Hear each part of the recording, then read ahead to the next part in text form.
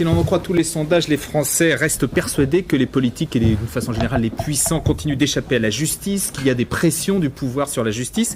Et au même moment, vous dénoncez, vous, le coup d'état des juges chez Grasset. Alors, est-ce que c'est le goût du paradoxe, la volonté de prendre le contre-pied d'une idée générale ? Vous savez, il faut vous méfier des sondages, parce que si on interroge les Français, ils nous disent avec une majorité impressionnante que l'inflation doit être vaincue. Or, ça fait exactement 10 ans qu'elle est vaincue. Donc, c'est un goût, si vous voulez, c'est un goût de la liberté, si j'ose dire. Parce que depuis des années, en particulier dans mon métier, journaliste, vous lisez aussi les mêmes journaux que moi, les mêmes articles que moi, il y a une unanimité dans un sens. C'est-à-dire, les juges sont les héros de notre temps et les politiques sont des pourris.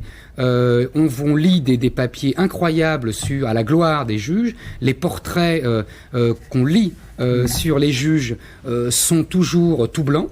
Donc j'ai voulu, en forçant un peu le trait, c'est un pamphlet, c'est un livre un peu dur, un peu forcé, j'ai voulu montrer que derrière les saints et les héros de notre temps, il y avait des hommes, avec leur tempérament, avec leur idéologie, avec leurs ambitions, leurs frustrations, et qu'il fallait aussi s'intéresser à ça. Oui, ben justement, vous allez même au-delà, parce que vous faites une galerie de portraits et qui est assez peu flatteur des juges, hein, des juges qu'on connaît, Eva Joly, Van Ruynbeck, Alphen, etc.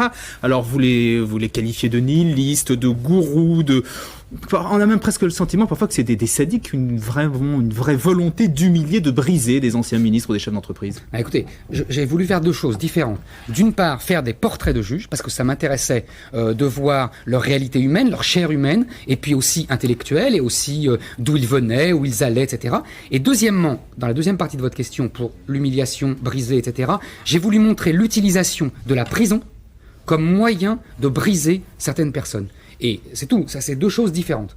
Oui, mais vous allez au-delà, vous dites quand même qu'ils se sentent investis d'une mission sacrée, purificatrice, quasi divine au nom de la justice. Il me semble effectivement que certains juges, je dis bien certains juges, se sentent investis d'une mission purificatrice, oui, qui est nettoyer les écuries d'Augias. Je l'ai entendu de la bouche d'autres juges, qui trouvent un peu choquant les manières de certains de leurs collègues. Je crois qu'aujourd'hui, le clivage, on a longtemps dit, depuis les années 70, le clivage au sein des juges est entre la droite et la gauche. Je crois que ce clivage est dépassé. Aujourd'hui, d'après l'enquête que je fais, d'après tous les juges que j'ai vus, le clivage est entre les justiciers et les légalistes.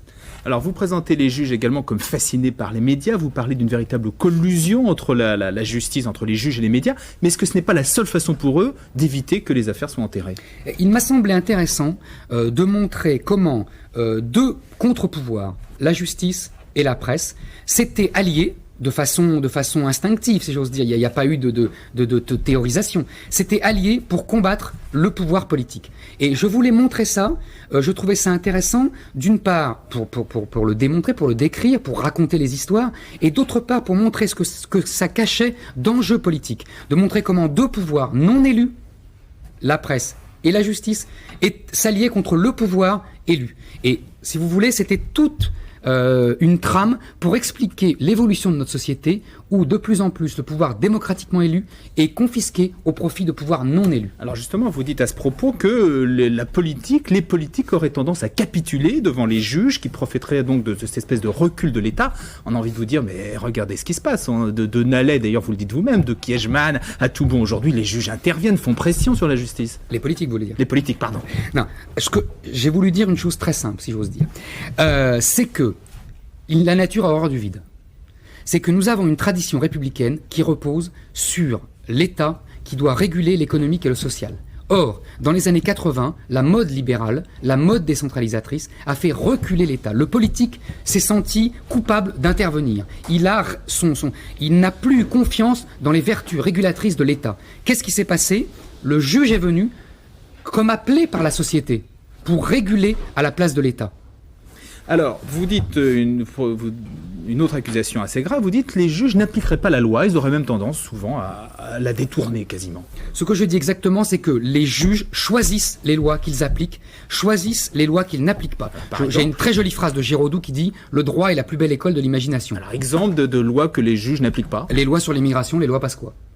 certains juges, en particulier ceux qui sont adhérents au syndicat de la magistrature, trouvent tous les prétextes et tous les moyens de procédure pour ne pas appliquer les lois. Je vous décris très rapidement cette loi qui prévoit pour l'expulsion des clandestins soit l'assignation à résidence, soit la mise dans un centre de rétention. Or, les juges, couverts d'ailleurs scandaleusement par la Cour de cassation, en l'occurrence, ont prévu une troisième voie qui est la libération pure et simple. Et là, on voit, ils cherchent n'importe quel prétexte. Un tampon mal appliqué par l'administration, vice de procédure, clandestin libéré.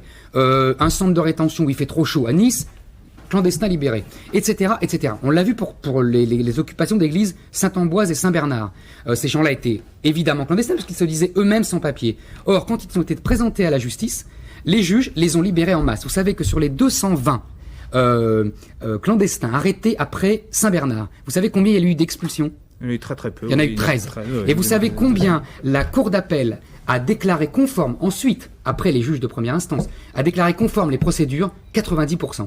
Donc c'est-à-dire qu'il y a eu 90% de procédures normales, mais qui ont été annulées. Donc les clandestins étaient dans la nature, et il y a eu seulement 13 expulsions sur 220 clandestins arrêtés. D'un mot, vous dites que derrière tout ça, il y a un danger pour la démocratie, le gouvernement des juges. Je crois qu'il y a... c'est exactement la logique de votre première question. C'est-à-dire, ils appliquent les lois qu'ils veulent. Donc, la loi est votée par le Parlement, qui est le représentant du peuple. Donc, les juges, au nom de leur idéologie, ne respectent pas le suffrage universel et au contraire veulent se mettre à la place du suffrage universel. Vous savez, il y a eu une rencontre entre préfet et juge d'un mot et on a, qui était secrète, et